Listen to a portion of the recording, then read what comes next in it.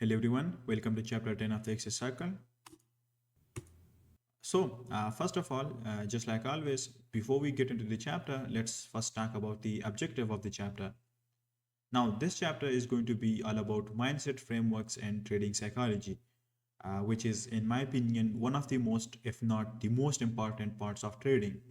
Okay, in this chapter, I'll be giving you a full and complete framework for building the right trading mindset. Okay, and this framework will completely reshape and rewire your trading psychology and make it optimal relative to your trading style. Okay, and by the end of this chapter you'll know exactly how to think like a professional trader. You'll know exactly what is the sort of and the type of mindset and the type of psychology that it takes to be profitable. You'll know exactly how to regulate, or you could say control, your emotions before it influences your decisions, or before it messes up with your edge, or before it destroys your edge. And then last but not least, you'll know exactly how to build the mental strength, the patience, and the execution discipline that is required in order to become not just a profitable trader but a consistently profitable trader. Okay, by the end of this chapter, you'll have a complete framework that guides you through all of those different elements and those different aspects of your trading mindset. Okay, now the simple reason all of this matters is because your trading system, your technical side of your system gives you an edge, but your mindset is what actually decides whether you'll ever actually see that edge play out or not. Okay, the simple reason all of this matters is because you could technically have the best trading system in the world, but if your psychology, if your mindset isn't optimal, okay, if your mindset isn't right or correctly aligned with your trading style, then you'll never see that edge play out because you'll keep sabotaging it yourself. Okay, that is why having the correct mindsets and the correct trading psychology is so important. Okay, and this chapter will provide you with all of the tools and all of the guidance to actually make your mindset optimal and your trading psychology aligned with your trading. Okay, now let's get into the chapter. First of all, right here, you can see that I've divided the whole mindset framework into four key components. Okay, it's actually four.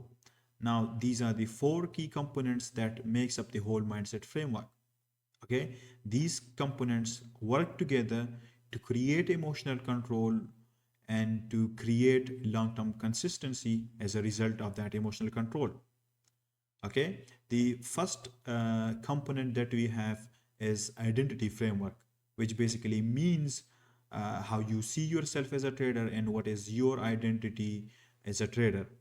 Okay, and then after that we have emotional regulation, which is basically managing your internal state or managing your emotions in live market conditions under pressure. Okay, after that we have cognitive framework, which is all about changing how you think about trading, or basically reshaping or rewiring how you think um, about trading. Okay, simple as that. And after that we finally have patience and discipline, which honestly I don't even have to elaborate for you as to how important they are. Okay, these are the different uh, key elements or core components that make up the whole mindset framework. Okay, now first of all, let's start with the identity framework. So identity framework is probably the most foundational component or the most foundational piece in this entire framework. Within this component or within this framework, what you would do or what you want to do here is basically sit down and actually write down what type of trader you are. Okay, in your own words, you're going to write down what type of trader you are and then write down your strengths and weaknesses as a trader. Okay, you're going to write down your strengths and weaknesses. For example, you're going to ask yourself, whether how you act or how you behave under pressure, how well you are with sticking to your stop loss, and other questions like how well you are with letting price play out, how good you are with waiting for your setups, waiting for your confirmations and your entry triggers, and so many more questions like that. Okay, and the key element here is that you have to be honest with yourself, and then by honestly answering these questions, you'll be able to categorize each behavior into either your strengths or your weaknesses. Okay, and once you've actually written them down, you'll then actually be aware of them and they won't be vague.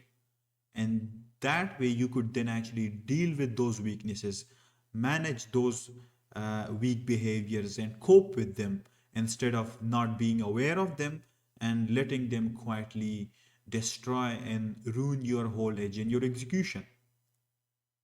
Okay, that is why uh, being aware of your identity framework is so important.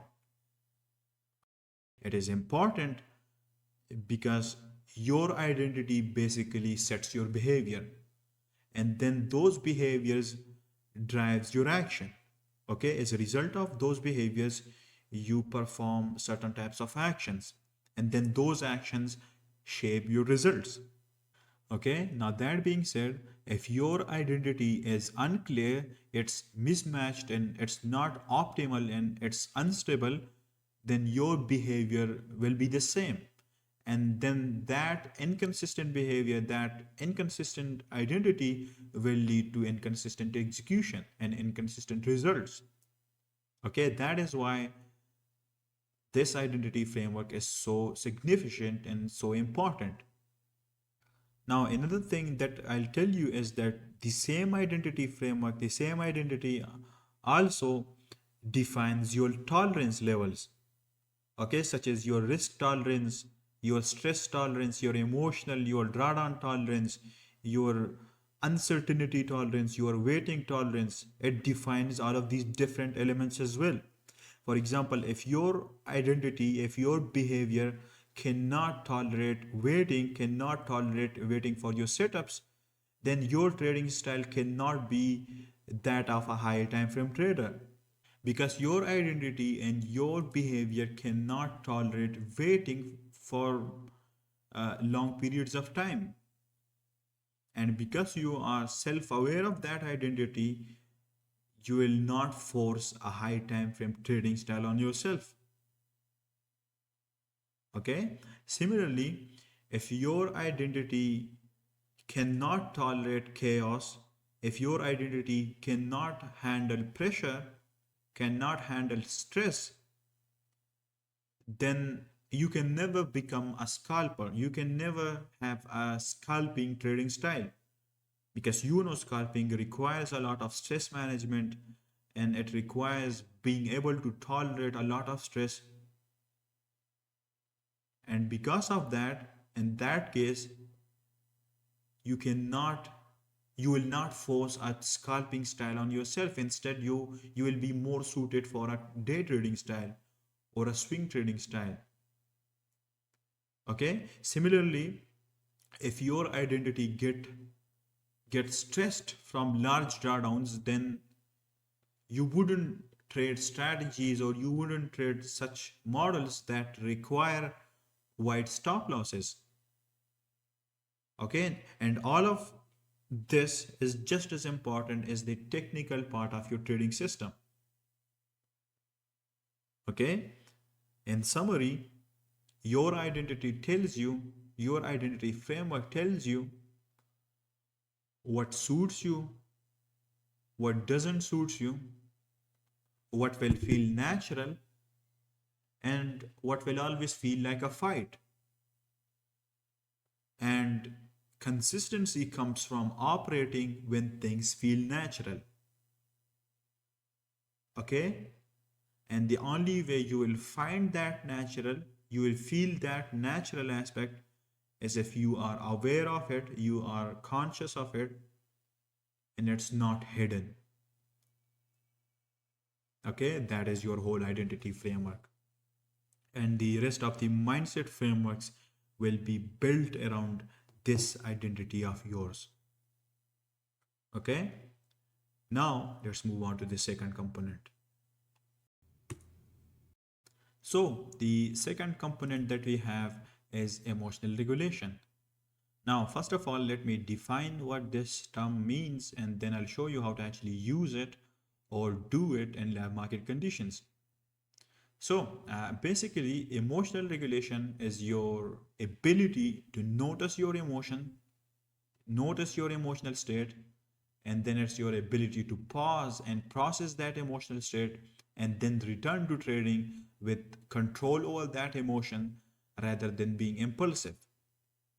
Okay, that is what I call emotional regulation. Basically, it's the difference between reacting to your emotion automatically on impulse and responding to each behavior, responding to each emotion or each emotional state intentionally with a proper thought process. Okay, that is what emotional regulation is. Okay, now remember, emotional regulation isn't about suppressing your emotion. And the reason I say that is because I think you cannot suppress your emotion. Because if you do, that only leads to even more chaos. Okay, so you cannot suppress your emotion. Instead, emotional regulation, just as the name suggests, is about regulating your emotions, managing your emotions, or you could say handling your emotions with the correct approach and actually dealing with them by being aware of them. Okay, it's not about eliminating your emotions, but rather about preventing those emotions from influencing or dictating, not dictating, dictating your actions or your decisions. Okay, that is what emotional regulation is. Now, let's understand and let's see exactly how we could do that. So, right here, I've made this step-by-step framework for myself, which I use to regulate my emotions. The first step is obviously awareness, which means catching the emotion or recognizing the emotion or basically recognizing the emotional state that you're in. It's basically saying to yourself that, okay, now I'm feeling anxious or maybe I'm feeling frustrated because I lost a trade, or maybe it's saying to yourself that I want to force this trade even though it's an invalid trade because maybe I missed a move. Okay, it's literally saying to yourself these things when they start originating, and you just have to label the emotion, and basically that's awareness. Okay, and once you've formed this awareness and you've recognized the weak behavior or the emotional state, then after that, the second step is what I call the window, which basically means taking a step back after recognizing the emotion or the emotional state. Okay, after catching the emotion, after recognizing the emotion, you create a small window, basically a pause between what you feel and what you actually do, meaning that you create a window or a space between emotion and action. Now, this window can either be 10 seconds long or 20 seconds, or maybe it could be 2 minutes, but the important thing is that it must exist. This window or this gap or this pause must exist. And this window right here is the gap that stops emotions, that stop that weak behavior from hijacking your execution or from hijacking your decision making process. That is the second step, which is basically you create or establish a pause, a window, a small window between your emotion your action. Okay, and then after that we have the third step, which is the intervention, which is where you actively interrupt that behavior, interrupt that emotion and that emotional state. And this part, you, during the window, during the pause, use certain tools or certain methods or mechanisms to neutralize that destructive emotion. And it could look something like drinking water, stepping away from your computer, your laptop, or your setup, and reminding yourself of your identity, reminding yourself of your weaknesses, and most importantly, reminding yourself of what it actually takes to be a successful and profitable trader. In this step, you basically interrupt that behavior or that emotional state by using one of these mechanisms, by using one of these methods.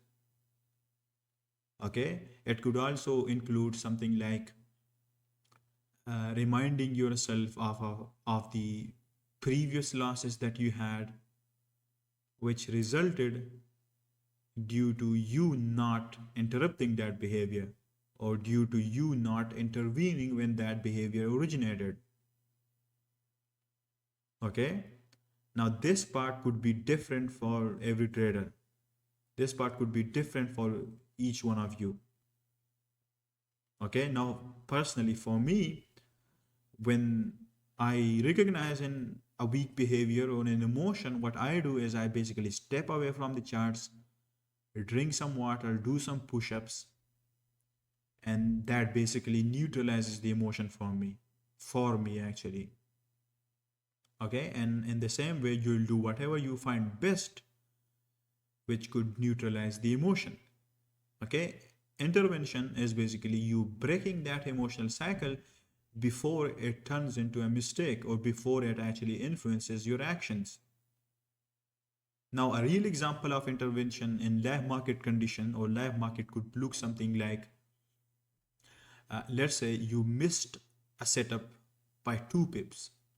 Okay, you were waiting for a setup all day and then you got a setup, you got your confirmations, you got your entry triggers, but then you missed that setup by, let's say, 2 pips. And because of missing that setup, you start feeling FOMO. Your brain starts telling you that now you have to get in, otherwise the move is happening without you and you're going to miss the move.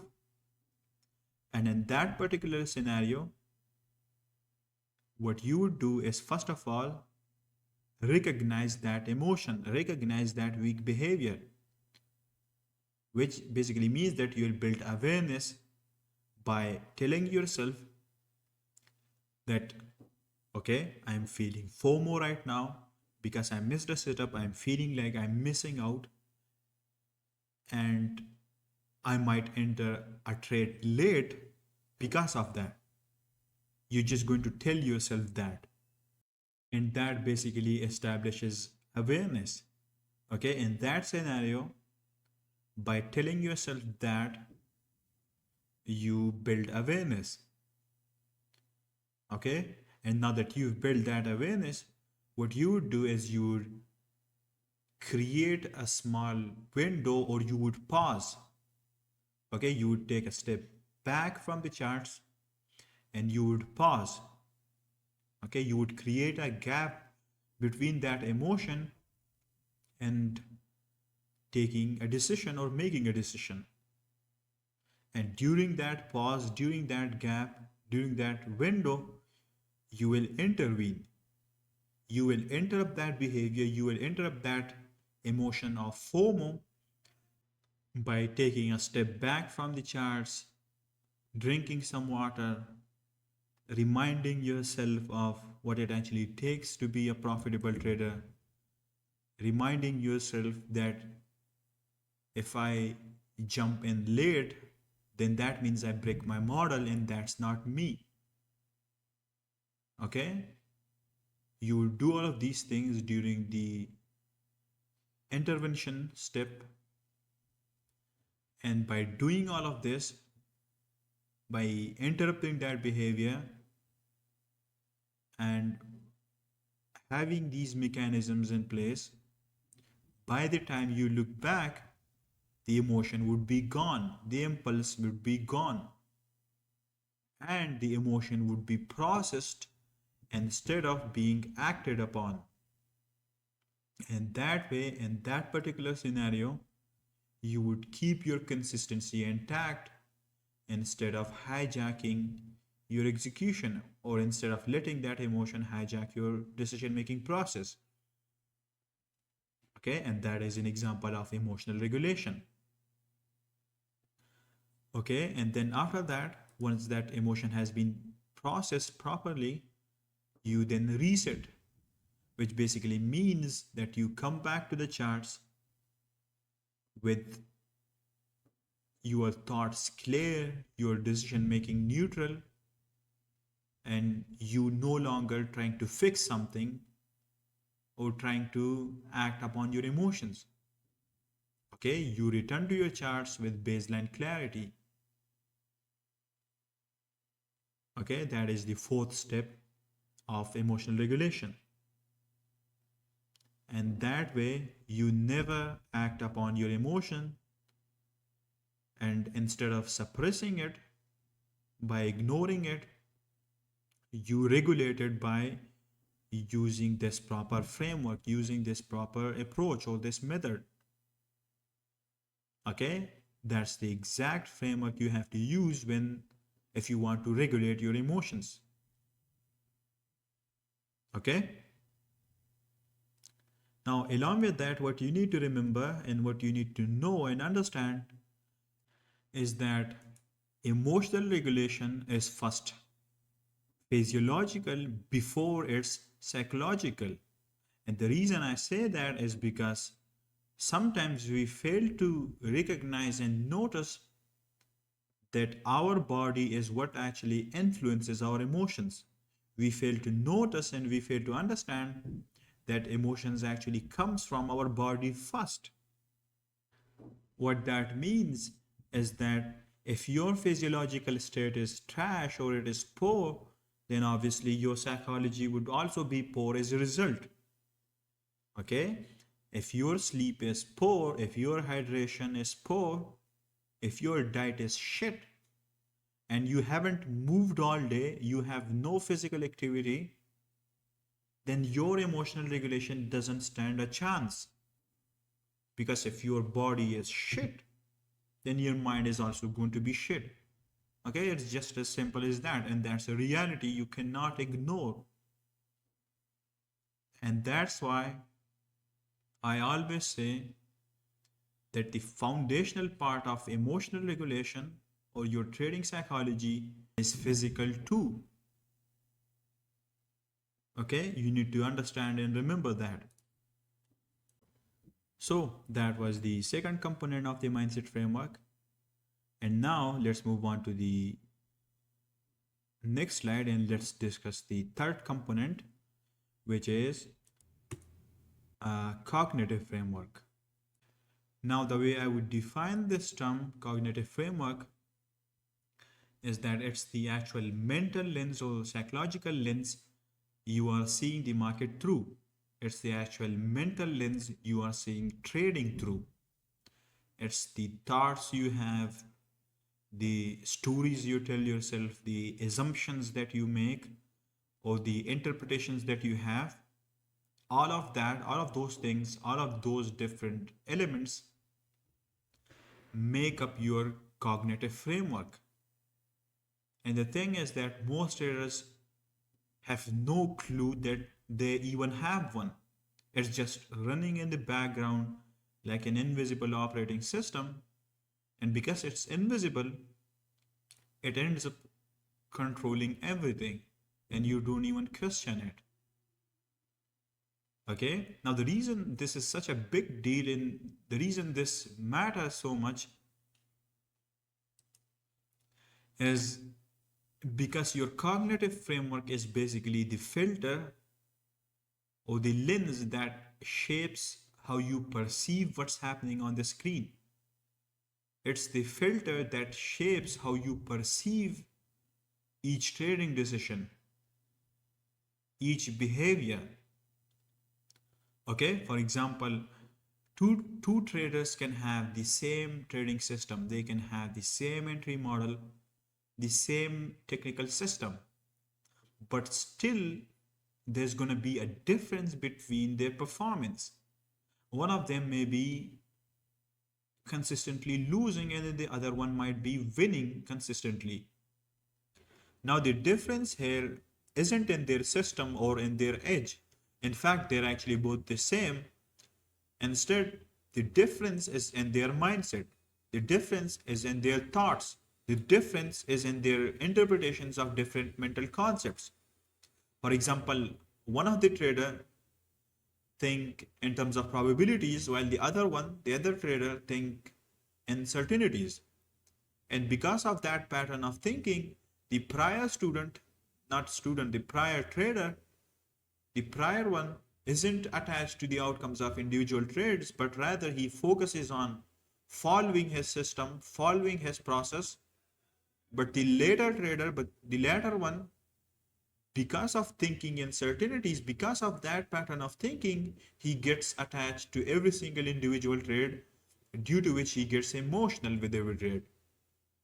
Okay, that second trader, because of thinking in certainties, with every win he gets excited, and with every loss he starts panicking, and due to which his performance is not good as the other one, even though they have they have the same type of edge, the same system. Okay, so basically the difference is in their cognitive frameworks. Okay, now what we're going to do in this slide is we will build awareness of that framework, that cognitive framework. We will become conscious of it, become self-aware of it, and then that way we can actually change it. Okay, now what I mean by changing that cognitive framework is that we will remove the distortions that comes from fear, greed, attachment to outcomes, or perfectionism, or ego.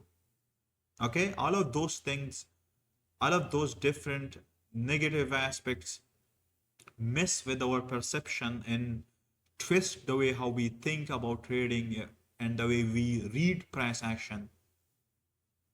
Okay, and if we change those patterns and remove those distortions that come from those negative aspects like perfectionism or ego, then we will change the way how we think about trading. We will change the way how we define what good trading actually is, and that way our performance will start to improve. That way our performance will resonate with the same frequency as our technical edge, as our theoretical technical edge. Now, one way I like to frame this whole concept of cognitive framework is that your system gives you the technical lens, but your cognitive framework gives you the mental clarity to actually trust what you are seeing. And that clarity only comes when you stop projecting your insecurities onto the market. What that means is that if you are carrying the need to be right, then you'll start finding setups that you'll start executing setups that are not valid just to prove a point, just to prove that you are doing enough, just to prove that you are right. And obviously that never ends up working. Similarly, if you are chasing after missed profits, if you are chasing after a missed expansion or a missed move, then because of that, you'll start jumping into trades too early. Similarly, if you've attached your ego to individual trades, then because of that, you'll be afraid of losing trades. And then that way, you'll hesitate and you'll second guess your decisions even when a clean setup appears, even when a valid setup appears. And that way you'll start second guessing your system, you'll start doubting yourself, doubting your trading plan, and you'll start to avoid taking valid trades because apparently you lost a trade yesterday, and now, and because you've attached your ego to that, you don't want to lose again even today. And even though the reality is that yesterday's loss hasn't got anything to do with today's trade, this new trade, it's not going to affect or impact the outcome of this trade. You avoid taking it, you start hesitating because of your ego, because of how you think, because of your cognitive framework. Okay, and the only way to solve that problem is by changing your cognitive framework and start applying these principles that I've written down right here, and start adding it to your own framework and start thinking in that sort of way and that sort of manner. Okay, now the first principle that we've got is understanding that outcomes are random, but your process isn't. And when you internalize this principle, your focus naturally shifts from trying to predict every outcome to just executing your process.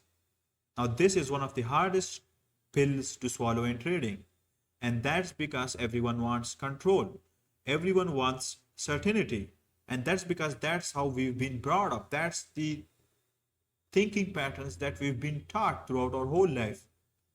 But the truth in trading is that you can do everything right.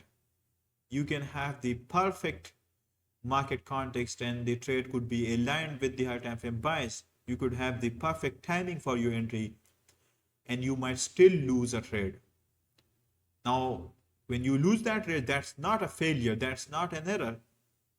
That's just randomness playing out. Okay? The truth is that the market doesn't owe you a winning trade just because you followed your plan. And that's because trading is probabilistic and it's random and there's no certainty involved. Okay? On the other hand, that randomness does not apply to your process. Okay? That randomness does not apply to your preparation, to your analysis, to your execution, to your journaling, to your routines. Okay? Those are the things that can be controlled with intention. And because of that, because of the fact that you can control those things, the only thing that is worth measuring and that is worth improving is how consistently you follow your process, how consistently you do those things, how consistently you journal, how consistently you execute. And that's where your edge lies. Okay, not in predicting the outcome, but in executing your plan, executing your system, executing your process with precision and accuracy, regardless of the outcome. Okay, this is the first principle that you have to internalize and add to your cognitive framework. The second principle that we have is trading for statistical consistency rather than validation.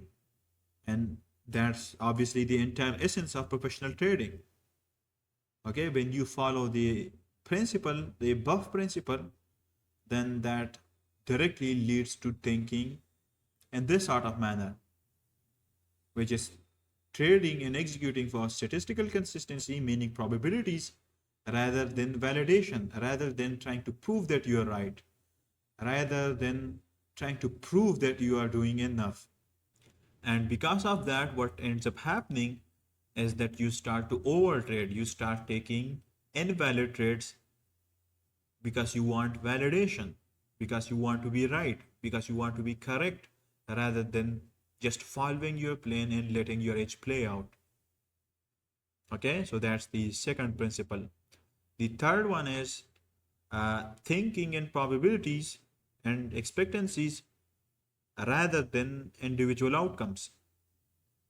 Now, this is where the actual mental shift happens. When you start applying this principle right here, what ends up happening is that you stop looking at trades as wins or losses. Instead, you start seeing them as small data points in a large probability distribution. Okay, and because of that, you start acknowledging the fact that you cannot control outcomes, and the only thing you can control is your sample size of data. The only thing you can control is how many quality setups you take, how many valid setups you take, how many valid trades you take or execute.